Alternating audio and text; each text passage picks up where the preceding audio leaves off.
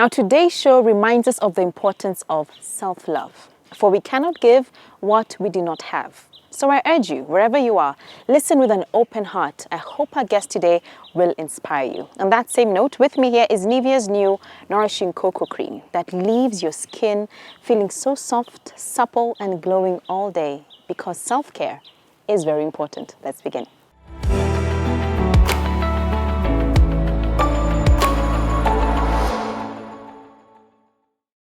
And welcome to the show. Like I said before, we're filming at Intim Sidai, this beautiful sanctuary. Thank you so much for tuning in. With me, like I'd introduced before, Kellen Njagi. Thank you so much for coming on to Unscripted. Thank you. I heard your story, and it's quite something very, very, very powerful. Mm-hmm. So let's start from the beginning. From your story and your learnings in life, you've decided to look back and help other young girls in similar situations. But before we even get into that, let's start from the beginning. From wedded bliss and knowing this is it. You've waited for this probably most of your life. As many young girls, we dream of our big day and starting a family. Take us back to that day and paint that picture. I must say I didn't wait for a very long time because I was fresh from college. Oh, really? I'm trained as a secretary. Got it. So the college that I was in would be given posts immediately. So jobs were not a complicated thing. And so like now, eh? Yes. Right? Yes. So I landed in Nairobi, yeah. My first job. I worked at the office of the president. Okay.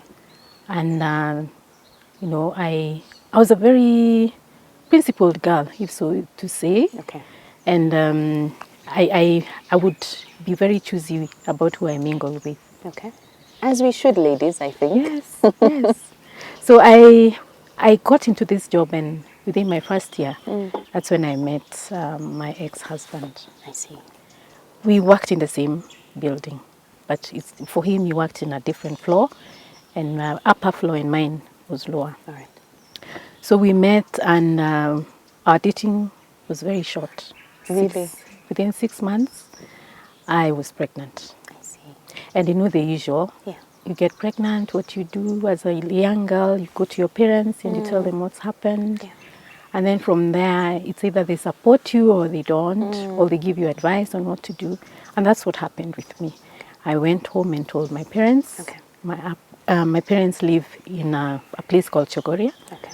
And I went and told them what happened. And they said, oh, okay. I remember my late father telling me, well, no worries. Oh. If you have a job, you don't have to worry if at all things don't go well. Oh, look at so that. Don't get lost. I mean, all is not lost. Okay. And he encouraged me and told me just to move on with life and take care of my baby, and even give me a plan on how to start saving. Good. Remember, I'm new in my job, yeah? Exactly. So I don't know how old much. are you at this time? Early 20s? 22. Imagine. Yes. So I don't know much. I don't know how to organize my finances. Exactly. My salary had just started coming in, so I don't know much. And so my late dad guided me on how to do that. And I started, taking care of this coming baby. I see. And started saving. Okay. I started going for antenatal clinics. Okay. So all by yourself at this time? Yes, all by myself. So at this time, your ex-husband had not shown any signs of, let's be a family, let's get married? No, at that time There was no I was living indication. with my elder sister. But at some point, like you shared before, things changed. Yes. They may not have been perfect, but things did not go get better. Take us through that. I remember seeing signs and things that were not making me happy. And because I was young and didn't know much about relationships, what used to happen them days is that we rarely knew much about relationships. Today, we have the young people being guided through dating and marriage. We have pre-marital counseling and all. But in our days, it was different. I see. I didn't have a lot of guidance in terms of relationships. So we were getting into them and just doing life. You learn on the job. You learn on the job. Yeah. And so I got into it, and I began thinking, I am not feeling very comfortable about some things. I see. So you saw red flags from early on? Oh, yes, I did. But I kept thinking, well, let me soldier on. Why? Because I saw my own mom, stay in no matter what happened. My aunties, people around me. There's a thing you do. Yes, so I thought, well, let me persevere. Yeah. And the other thing is I'd share with a friend or two, and they'd be like, no, you just stay in there. It's okay, just hang in there. And then when I would speak with the older women, the common thing that I would hear, be the Proverbs 31 woman. That's what you're supposed to do. And women just need to persevere. So I kept persevering. And the other thing I remember hearing all the time is that you can do it. Why not? If your mother did it, why can't you do it? So I just hung in there just because those are the stories I had, regardless of the fact that I felt uncomfortable about those little things I was seeing. For example, ask to leave and see my sister, visit my sister. Remember, I had stayed with my sister, so she was my guardian. Yeah. And I asked for permission to go and see my sister, and I'm told no. And I'm thinking, why? I mean, my late father was a strict dad.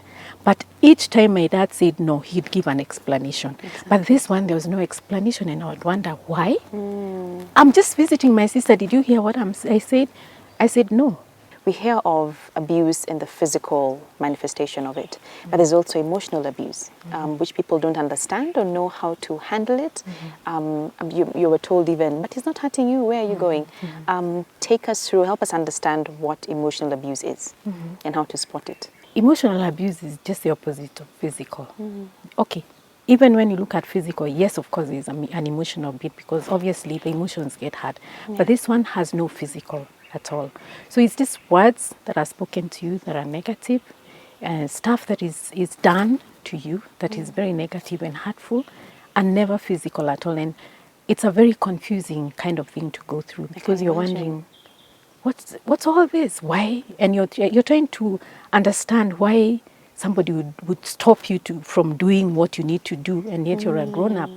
And so you end up being hurt in the inside, and you're asking yourself questions and wondering, how do I deal with this? Because it's not physical. In my case, I shared with my mom when I managed to, at whatever point, and I told her what I was going through, and she asked me, I remember her asking me, does he hurt you? Does he hit you? I said, no. So she said, okay, then it's okay. I said, Mom, it's not okay, because my mom doesn't understand emotional abuse. And so are many people. They don't understand emotional abuse because what we believe is that physical is what is bad, but emotional is even worse. It is. Because you hurt and die from the inside. But with the physical, you have wounds, at least you see the wound healing and you kind of move on. There's a process of also healing. But this one is so internal. And you internalize a lot of things, and you get to a point you can't even express yourself. Can you share some scenarios just to paint a picture at home? So there was the isolation part. What other instances were there where it was a lot? Yeah. Denial of the basic needs for example? at home. Provision of what we need in the home, and then getting locked outside. That each time I would get home after him, he would lock me outside my house. No matter what time it is? Whether it's not late in the night, even during the day? As long as you come home after him? If I get home after him, I will stay outside. You're kidding me. And for me, during the day wouldn't have been a big thing because you see, you can't find your way somewhere and go keep yourself busy wherever. But for me, the evenings were worst because I'd have to then sleep outside there. And your children are in the house? Yes. Seeing their mother sleep outside? Yes, they would be in the house and they would see me there. And I remember a few times my firstborn daughter crying and saying, that's my mother outside there. Please give me the keys, I need to open for her. And he would refuse. And so what my firstborn daughter ended up doing is, she found a window through some balcony that we had in the house, and she would throw me stuff outside there so that I can cover myself. And she'd come back, Mom, are you okay? Are you okay? And she'd never feel that I'm fine because I'd imagine she knows it's cold out there. And I'd just say, I'm okay. Because I knew I had to take this and just sleep and not cause any stir so that they can then sleep inside, if at all. And then in the morning, I'll find my way back into the house so that I could prepare and go to work. Can you imagine? So that was a very painful experience because you can imagine I'm sleeping outside, then the following day I'm going to work and I have to go to work and perform.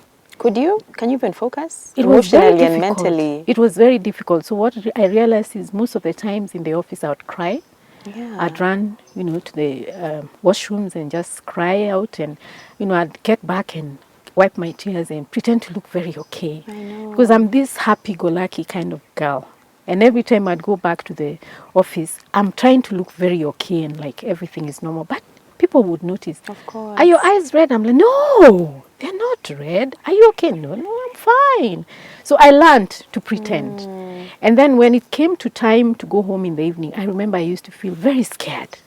Because I'm thinking, you're dreading. if I don't get home before he gets there, I'm done. Before we go on break, if you could speak to, it could be to a mother, maybe in a similar situation, or the people around her. One, how can one spot when something is wrong with my sister? Something is wrong with my daughter even. Something is wrong with a friend of mine. Because you said you changed. If you could give pointers on how one can be of assistance to that person. One, I personally What to became look out very for. sad. And I would try and pretend and laugh and try to even play with my kids, but they would notice. They'd say, Mom, is there something wrong? And I'd tell them, no, I'm okay. Why? And they say, you look sad. I said, no, I'm not sad. And kids are the worst to lie to. They Exactly. pick it up They'll immediately. pick it up very quickly. Yeah. And so in my case, my firstborn daughter would notice a lot. Yeah. And so she would even try to talk to my sister and say, talk to Mom. I don't think she looks okay. There's something that's not right. She tell your sister? Yes. Wow. My elder sister. So my elder sister would look out for me. Hi, are you okay? I'd be like, yeah, I'm okay. I was told you're not okay. I said, no, I'm okay. So she would feel I need to come and visit my sister. So she should come and visit me so that she can look at me physically. And I would pretend and look like all is well. But my sister would later call me and say, no, you're not okay.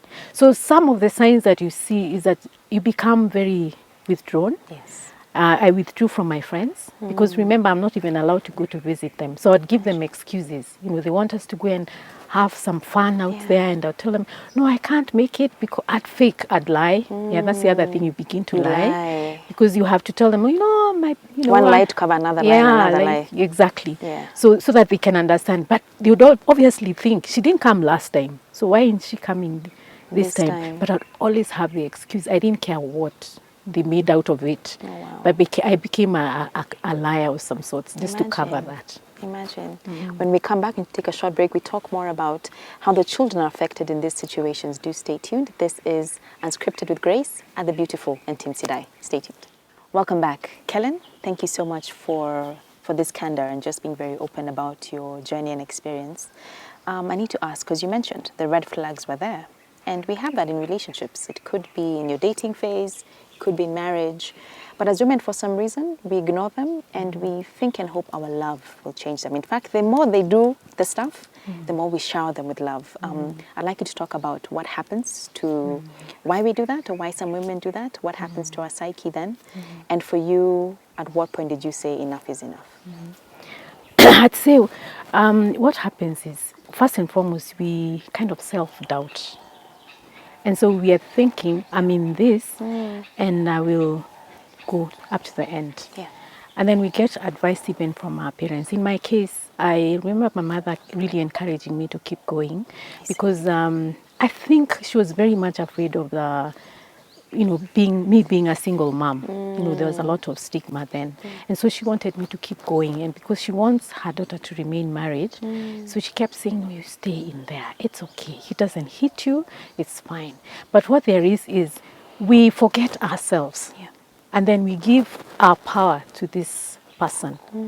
And then we are thinking of all the excuses that we have. Children, I need to hang in there. Valid, yes, but yes, I hear that a lot because of the children. They're still so young. They need me. Yes, they need you.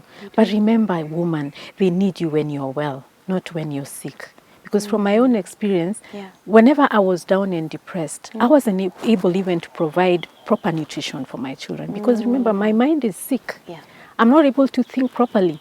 So I always used to just make food, whatever, just to fill their stomachs. Yes. So ladies need to be very aware of themselves. And just remember, you're very important. Don't forget your life. Yes, you're a mother, and mothers give of ourselves to the end. Yeah. But don't forget, if you're not well, you're hurting those children.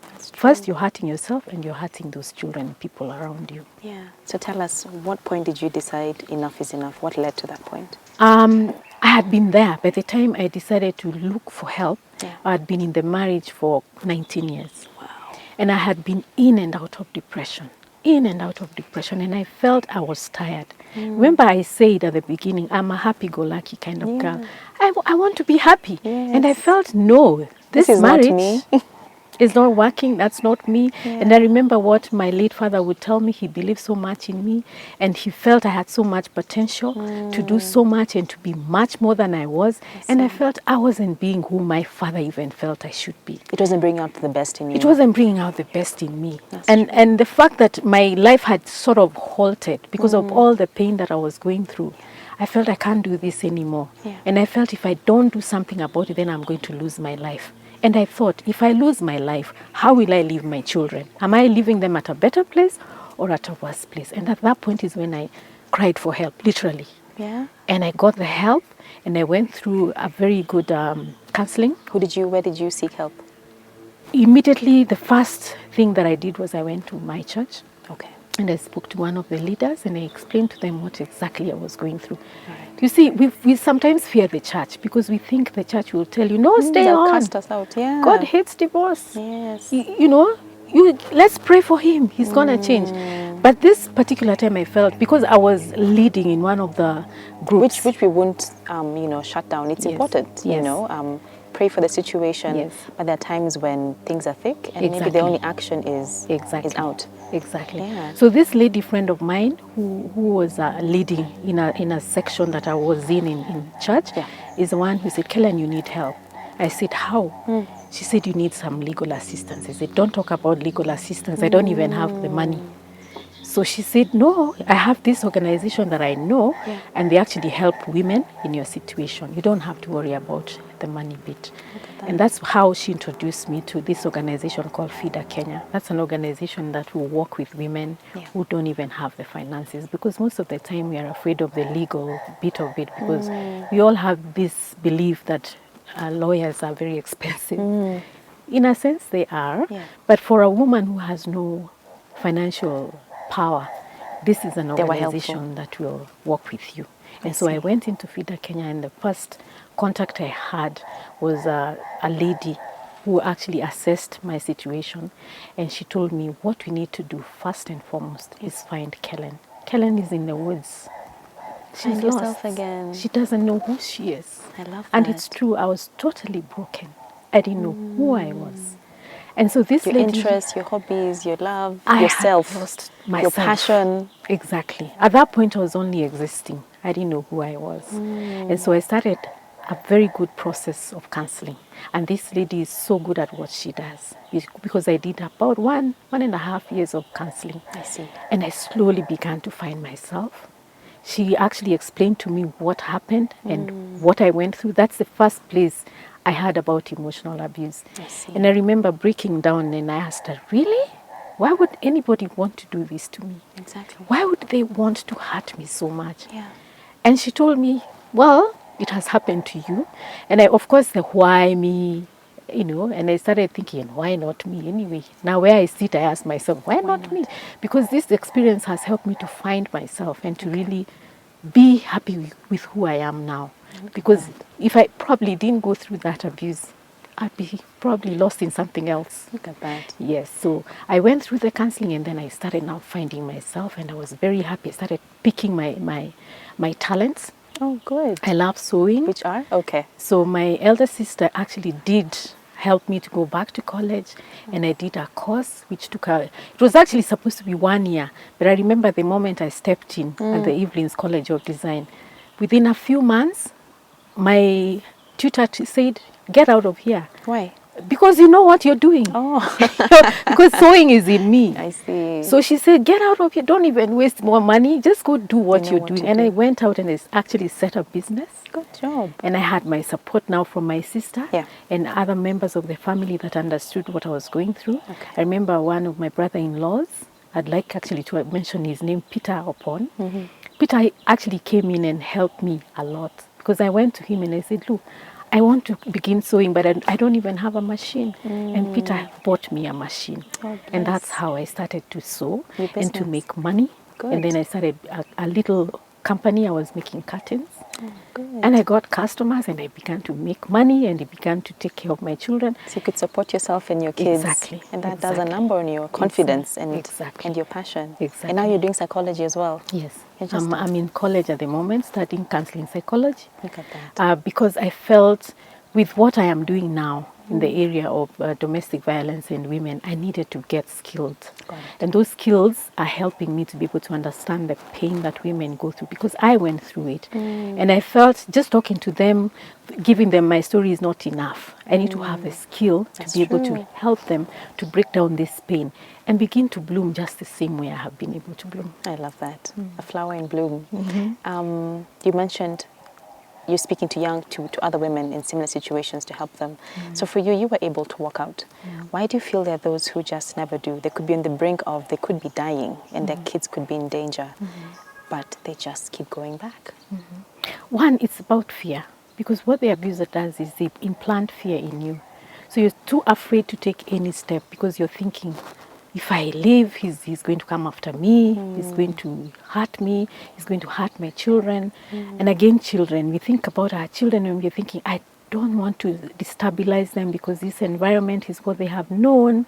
And forgetting that even when you stay in there, you actually, because they're seeing what's happening. And they begin to feel the emptiness in that house. And they begin to hurt silently because they even don't know how to come and tell you two grown-ups, you guys, stop. Get your act together. Get your act together. Because remember, they love both of you. Exactly. And they would want, children always want to see both parents together. So they'll stick in there, but they begin now to internalize also. And then the other thing is, women will stay in there because they don't have the economic power. So you think, I can't leave this place because how do I begin to pay rent? How do I begin to, take care of stuff? We need money to live, So you hang in there because you don't have the money. And so you allow yourself to just leave and say, well, I don't have, you feel desperate. You feel I don't have any other way out.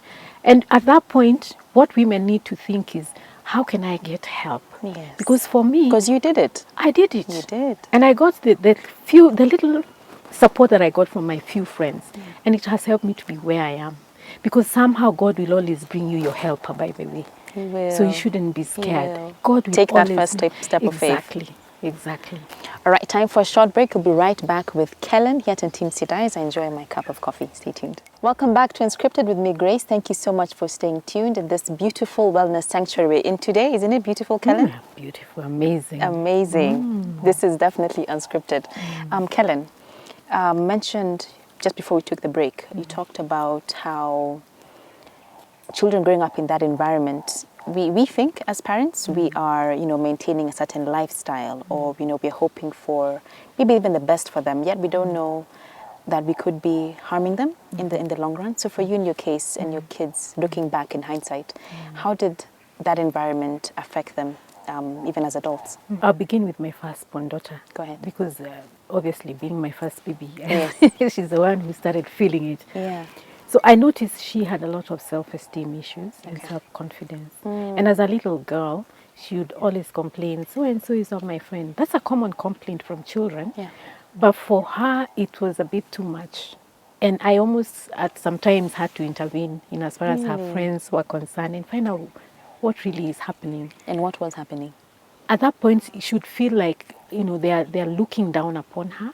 But because she's coming from a home that she feels sad, she should carry this sadness along with her, and should, unknown to her, I see, should feel like they are stigmatizing her or they're not liking her too much. And then she was a bit plumpish when she was little, so she always used to feel like they look at me and they think I'm too fat, But it was really because she didn't have the affirmation, which should come from her father. Yes. I would do my bit as mom and love her, listen to her, probably even try to spend as much time with her, but it didn't give everything. It didn't. There was always that gap that the father feels. Exactly.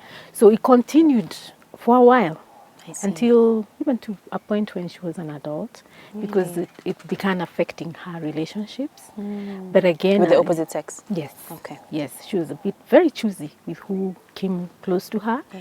Because she always felt like she's not enough. Yes, but as life Daddy issues. Yes, They daddy. run deep. Exactly, They run run deep. deep. Yes.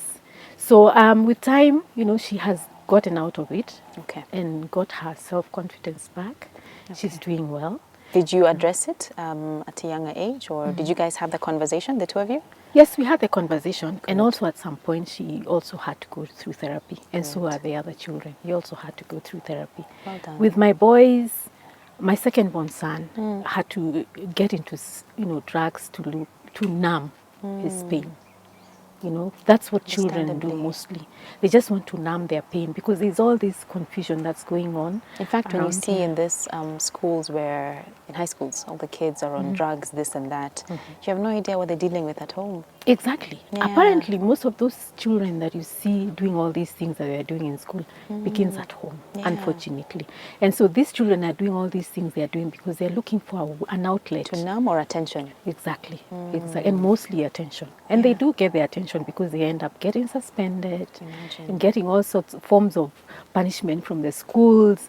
And, if a parent is not good enough and on point with your children, you can lose your children. In my case, I was able to nip it, and he also went through therapy. Good. And now he's doing very well. Well He's an amazing young man. Good. And he's doing great things. He's actually doing music production. Oh, good. And doing very well. Now, number 3 also got affected. His academics really got out of hand.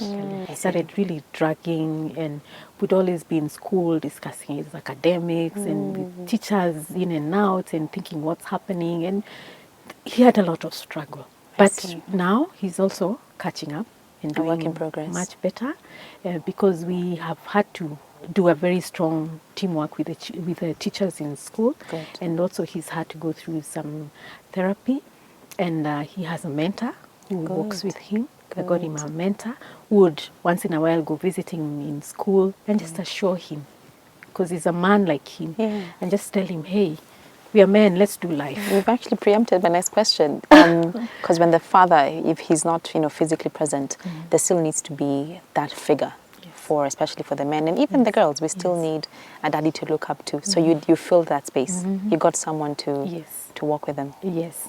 In my case, especially for the boys, because you see, as mom, I'll do mom and I'll do woman for my girls. Yeah. But for the boys, I can't do man. Yes. So what I did is, again, I went back to my church and I got a lot of support. Okay. And I got mentors to work with my sons who are much older, slightly older than them. Yeah.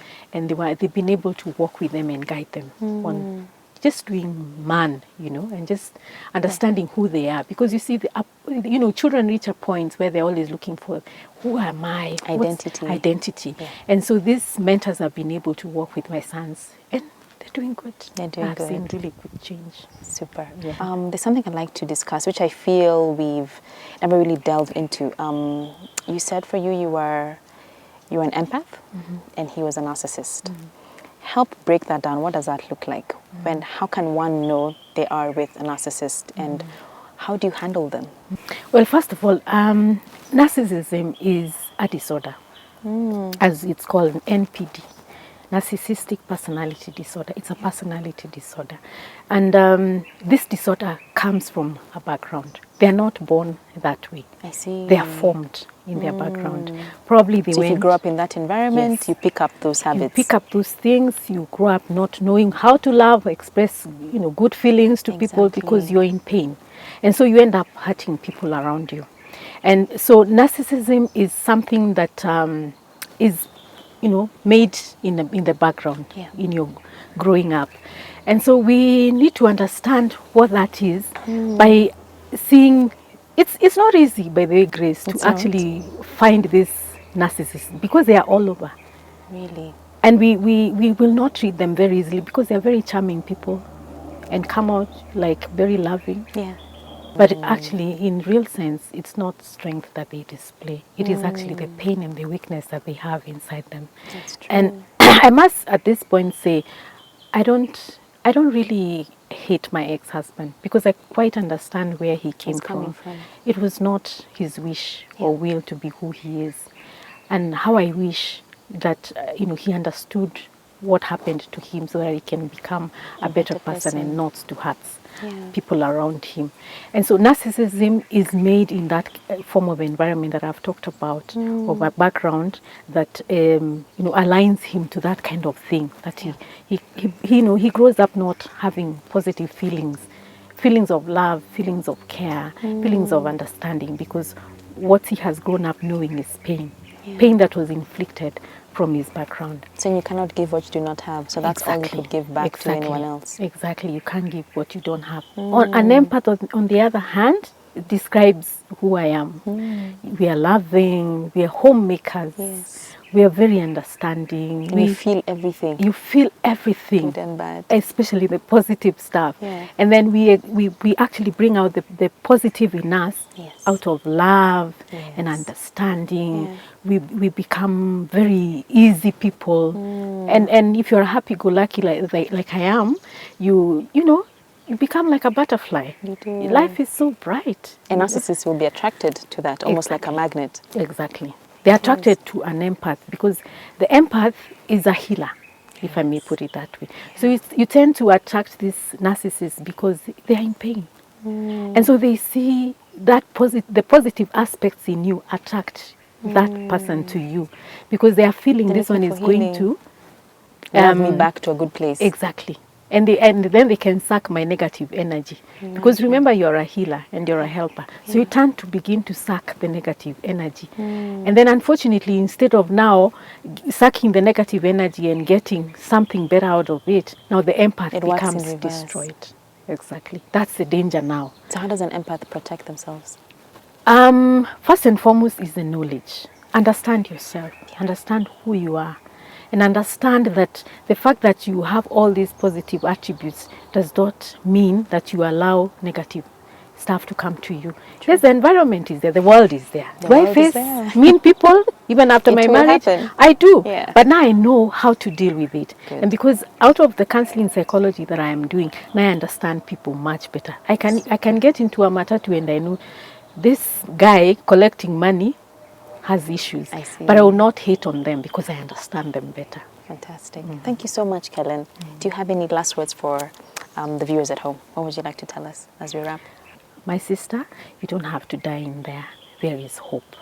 And you can find the hope by looking for that help. And once you get that hope, you can begin to live your life and live your life to the full, because we are all created for a purpose and for a reason. Don't allow anybody to destroy you, because you owe your life and your happiness to yourself. Amen to that. And where can they find you? You said you have already started the organization for helping the wounded healer? Wounded but not bound. But not bound, yes. I'm on Facebook, and you can actually find me even on my number, 0722 909 187. Should you come across any woman that is stuck or destroyed in the place that I was, please call them. Or give them my number. Then I can call them and then we can start the journey so that they can begin to heal. Thank you so much. What gave you the impetus, the call to say, I won't let this go to waste, I'll help the next girl? Simply because I feel I am in this world for a reason. And God allowed me to go through what I went through for a reason. I remember my firstborn son would always tell me, Mom, you went through what you went through for a reason. So please step out and help somebody else. Your own child? Yes, my Bless son. him. And I thank him so much because he's always been my kind of pillar. And he encourages me. So I remember when I turned 50, he actually organized my surprise party. And during the speeches, he actually addressed me and said, Mom, you went through what you went through for a reason. Please help other women who are going through the same so that they can find themselves. So that became my passion. And so I went out and I'm beginning this organization so I can reach as many as I can. And on an everyday basis, this is what I'm doing now. Good. And I'm enjoying it so much. And you look amazing. You're even glowing. Thank you so much, Kellen. And I have something small for you. This is from our amazing partner. Oh boy, can I reach? Yes, success. Nivea, I don't know if you use their products. I do. You do? Yeah. Fantastic. So this one is super amazing. The serum it has, it's I have very dry skin, so this really just helps your skin keeping supple and glowing and youthful. So this is for you. Thank you. And there's more. I'll give you after the show. I have a whole bag of goodies just for you. Thank you so just much. Just a small token of appreciation. Thank you so much for having me. No, thank you for coming. Please keep doing what you're doing, touching lives and reaching out to women who need to hear this message. There is hope. You can leave and you will be fine and you will thrive. Look at her in her next half living her best life. Thank you so much for watching Unscripted. We truly appreciate your viewership. You can find us on the contact below. We'd love to hear from you. Until next week, do take care of yourself. Good night, God bless, and special thanks to Intim Sidai. Bye.